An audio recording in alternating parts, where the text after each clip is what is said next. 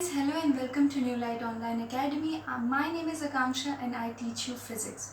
So friends, last lesson में हमने discuss किया था analytical method for work done during expansion. Friends, इस लेसन में हम डिस्कस करेंगे non cyclic process and indicator diagram method for work done during expansion. So friends, let's get started. पहले friends हम ये जान लेते हैं कि what is non-cyclic process.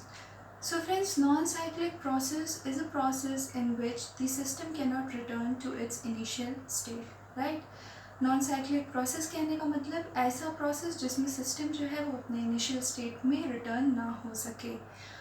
So friends, हमें इसमें indicator diagram method discuss करना है work done during expansion के लिए. So friends, आइए देखते हैं. ये है हमारा PV diagram, right?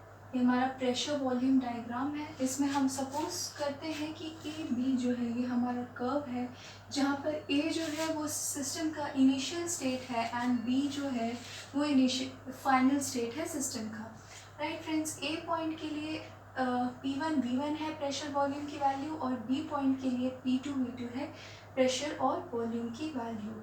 So friends, हम यहाँ पर एक पॉइंट लेते हैं ए, राइट? एक पॉइंट है ए यहाँ पर कर्व पर, जहाँ पर हम ये सपोज करते हैं कि इस पॉइंट पे जो प्रेशर की वैल्यू है वो है कैपिटल पी. इस ए पॉइंट के लिए प्रेशर की वैल्यू है कैपिटल पी एंड वॉल्यूम की वैल्यू है कैपिटल वी, राइट? ए पॉइंट के लिए. और हम सपोज करते हैं कि बिल्कुल ए के ही बगल में एक दूसरा पॉइंट है बी, राइट फ्रेंड्स? इसमें हमें ये दिख रहा है कि ए बी के बीच की जो डिस्टेंस है वो मतलब ज़्यादा है, एक कंसिडरेबल डिस्टेंस हमने यहाँ पर ली है, लेकिन ये डिस्टेंस बहुत ही कम होती है, राइट? यहाँ पर हमने दिखाने के लिए ए और बी के बीच की डिस्टेंस इतनी ली है. ये डिस्टेंस इतनी ज़्यादा होती नहीं है. ये डिस्टेंस इतनी होती है फ्रेंड्स कि हम ए और बी दोनों के ही लिए वैल्यू पी की जो है वो हम सेम ले सकें. इतनी वैल्यू इतनी कम डिस्टेंस होती है ए और बी के बीच, राइट? तो अब हम ये देखते हैं कि ए और बी को हमने इन दोनों के बीच में जो डिस्टेंस ली है वो है डी वी, राइट? क्योंकि ये वॉल्यूम एक्सेस है तो ए बी के बीच की डिस्टेंस जो होगी वो होगी डी वी. अब फ्रेंड्स, हम ये सपोज कर रहे हैं कि जो वॉल्यूम है वो थोड़ा सा इंक्रीज़ हो रहा है, यानी वॉल्यूम कितना इंक्रीज़ होगा? V प्लस डी वी, क्योंकि ये डिस्टेंस है डी वी ए बी के बीच की, और ए के लिए जो वॉल्यूम की वैल्यू है वो है capital V. So friends, increase in volume कितना होगा? V plus D V, right? अब फ्रेंड्स, ये इंक्रीज इन वॉल्यूम ऐसा है कि ए डी और बी सी की जो वैल्यू है वो दोनों ही है P, राइट? ये लाइन जो है A D and B C दोनों के लिए ही प्रेशर की वैल्यू है P, जैसा कि मैंने यहाँ पर मेंशन किया है. A D equals to B C equals to P and C D equals to D V, right? C D की वैल्यू जो होगी ए बी के इक्वल होगी, और ये वैल्यू कितनी है? ये वैल्यू है डी वी, राइट फ्रेंड्स?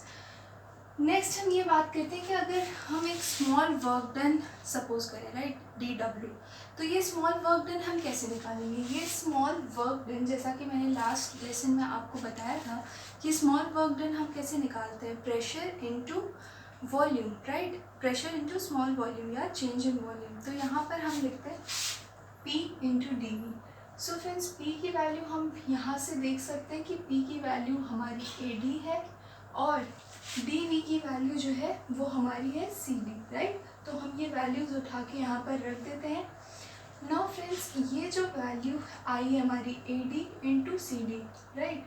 ये वैल्यू जो है ये हमारी इस शेडेड पार्ट की जो ए बी सी डी है इसकी एरिया है. बाय, क्योंकि ए डी जो है वो हमारा लेंथ है और सी डी जो है वो हमारा ब्रेथ है, राइट? तो A D into C D जो है हमारा area of this shaded part हो जाएगा.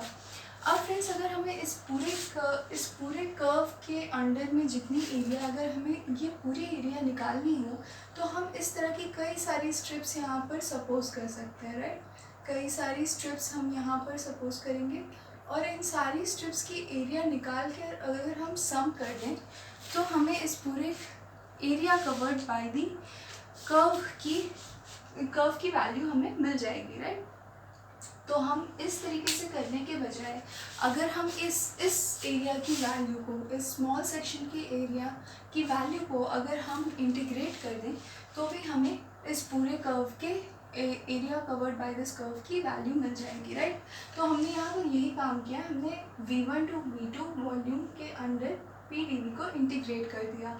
अब ये हमारी जो एरिया होगी ये होगी इस टोटल पूरे ही कर्व के अंडर में जितनी भी एरिया है, राइट।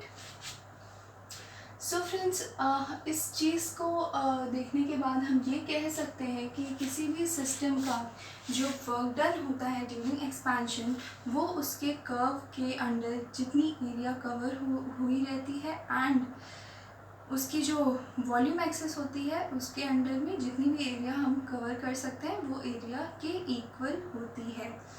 सो फ्रेंड्स, नेक्स्ट हम बात करते हैं 2 पॉइंट्स हैं जो कि काफ़ी इंपॉर्टेंट है। पहला पॉइंट है कि during expansion the area under PV diagram is traced in clockwise direction, work is done by the gas and is taken positive, right friends.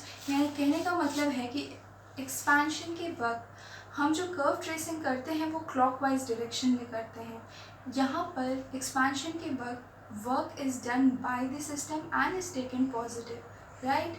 Next हम कंप्रेशन की अगर हम बात करें तो कंप्रेशन में फ्रेंड्स हम कर्व ट्रेसिंग जो करते हैं वो एंटी क्लॉकवाइज डायरेक्शन में करते हैं। यहाँ work done on the system होता है and is taken as negative. So friends, आज के लेसन में हम इतना ही पढ़ेंगे। अब मिलते हैं नेक्स्ट लेसन में, तब तक के लिए थैंक यू। आपको इसमें जो भी इम्पोर्टेंट लगे आप उसे नोट डाउन कर सकते हैं।